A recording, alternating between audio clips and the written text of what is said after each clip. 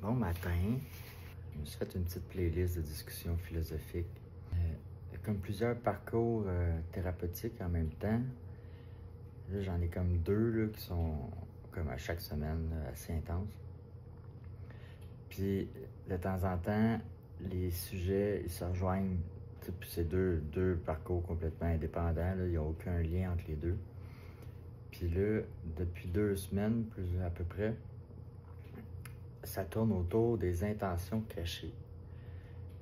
Ce que ça veut dire, c'est qu'est-ce qui mène tout ce que je fais dans une journée, qu'est-ce qui mène mes interactions avec les autres, qu'est-ce qui mène chaque tâche, chaque action que je fais. Puis ça c'était dans un qui appelait ça les intentions cachées, puis dans l'autre, dans la lecture du Juste pour aujourd'hui, eux autres ils appelaient ça quelles sont vos motivations réelles. On parle beaucoup de service désintéressé. C'est comme si on juge que notre réussite est plus importante que celle des autres membres, on est dans le champ. Puis c'est drôle que les deux, ça vienne travailler les mêmes trucs parce que quand on fait une action avec une intention en arrière qui, la plupart du temps, n'est même pas consciente pour soi-même. Pour moi, mettons, quand je fais quelque chose, là, j'ai réalisé que des fois, l'intention en arrière était pas aussi glorieuse que ce qui pouvait paraître. Exemple, aider quelqu'un à déménager. Est-ce que l'intention est vraiment d'aider cette personne-là qui en a besoin, qui a besoin d'aide, et de le faire de façon désintéressée et sans attente?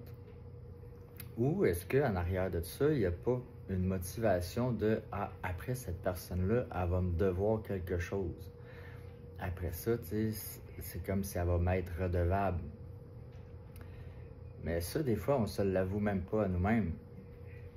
Et puis là, ça peut être dans plein de sphères de toute notre vie. Si je fais la vaisselle le soir chez nous, est-ce que c'est pour que ma blonde me soit redevable?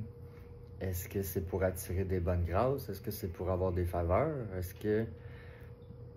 Puis là, tout s'enchaîne, tu sais. Quand on rend service à quelqu'un, quand on publie une vidéo sur Internet, est-ce que le besoin d'être reconnu est là? Est-ce qu'il y a une attente de cette personne-là va me devoir quelque chose? Est-ce qu'il y a une attente de promotion? Est-ce qu'il y a une attente de... ou est-ce qu'il y a une intention de faire mal paraître des collègues ou des amis ou des personnes autour de nous pour pouvoir augmenter, on va dire, notre valeur, de diminuer les autres pour se remonter? Ça peut être le cas à certains moments.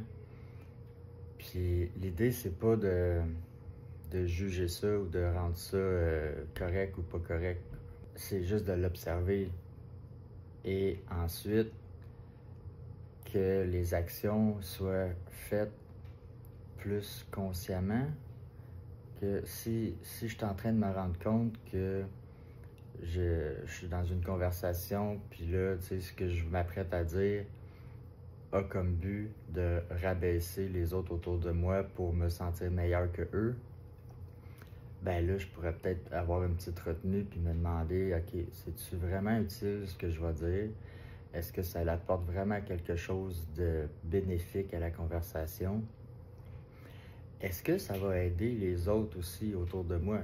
Est-ce qu'ils vont se sentir mieux, après ce que je vais dire?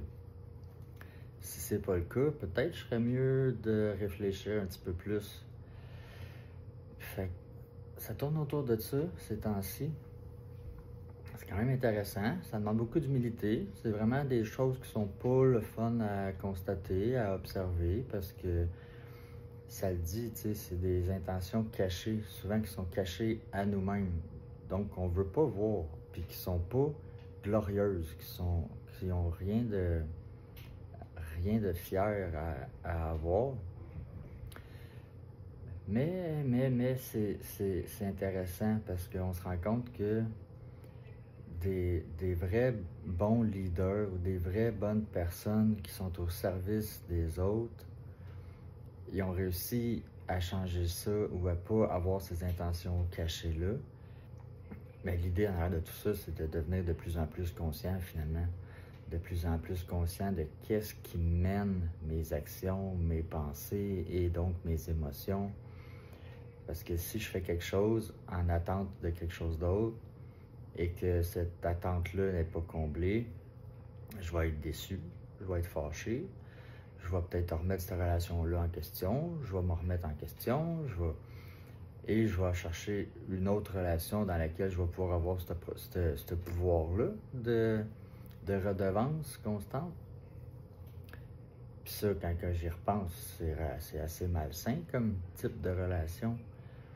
Mais là, c'est qu'il faut que je prenne sur moi, c'est moi qui crée cette relation malsaine-là en fonction des attentes que j'ai en arrière des actions que je pose. Fait que c'est là que ça devient intéressant de se regarder aller, de prendre conscience de tout ça. Vous autres, est-ce que ça vous arrive de faire des trucs, de faire des actions avec des intentions cachées ou que le but en arrière de ça ne soit pas nécessairement aussi glorieux que ça pourrait paraître? C'est une belle réflexion à avoir. Donc, je vous laisse là-dessus. Je vais essayer de refaire d'autres vidéos bientôt.